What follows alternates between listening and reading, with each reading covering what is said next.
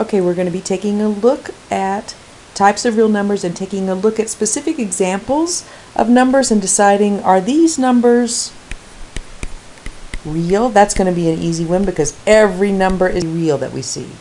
Then we have to decide, is it rational or irrational? And if it's rational, is it an integer? And if it's an integer, is it whole? And if it's a whole, is it a natural number? So we're going to go through these.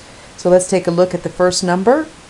So what we're going to do is, for each number listed, so you're going to see a number here in a circle. We've got to decide where that number would be, in which set of numbers does it belong. So every number, we're going to check real numbers for everything, because right now you do not know any other numbers other than real.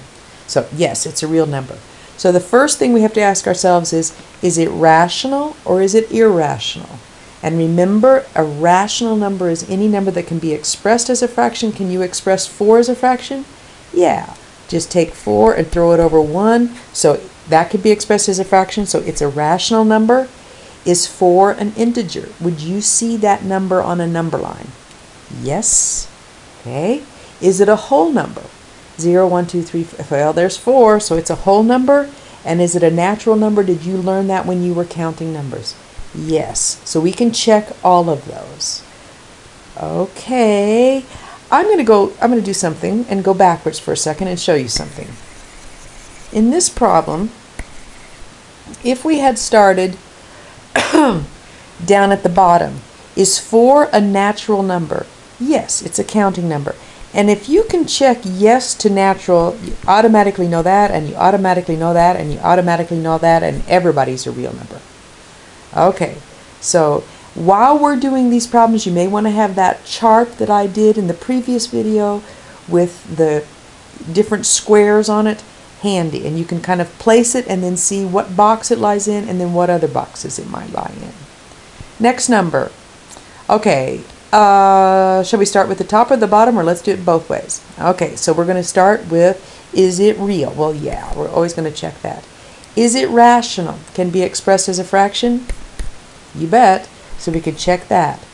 Is it an integer? In other words, would you see it on the number line? Yeah, we see that on the number line. Is it a whole number? No, because the whole numbers are just 0 and the set of natural numbers. So 0, 1, 2, 3, 4, -7 is off to the left of all those. So it's not a whole number, so we don't even have to check further. Okay, we're on a roll. Let's see what other numbers we can get. 2/19. Okay, yeah, it's real. Is it a rational number? Yes, it can be expressed as a fraction. In fact, it is expressed as a fraction. Is it an integer? Nope, we don't see 2/19 on the number line. So if we don't check integers, do you see we don't have to check whole numbers, and we wouldn't have to think about whole numbers, and we don't even have to think about natural numbers. Okay. Oh, let's see what other number we can throw at us. Okay. Ooh, what a nasty looking number. It's a decimal. So we have to decide, does it stop? Does it terminate? And I should put something here to indicate that that keeps going on and on and on. So you're going, uh-oh, it doesn't stop, definitely. But does it repeat? Do you see any pattern to the right of the decimal that just repeats itself? And I see 743, 743, 743, and that's a repeating decimal. And I'm going to come back to in a second and tell you how you can write that so that you don't have to write 743, 743, 743 for the rest of your life. Okay, so is it a real number? Oh, well, yeah. Is it a rational number? Yes, because this is one time the teacher's just going to tell you a repeating decimal can be expressed as a fraction.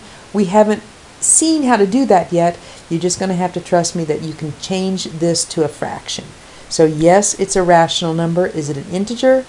Nope, because it is not on the number line. If it's not an integer, we don't even have to worry about it being a whole number, and we don't even have to worry about it being a natural number.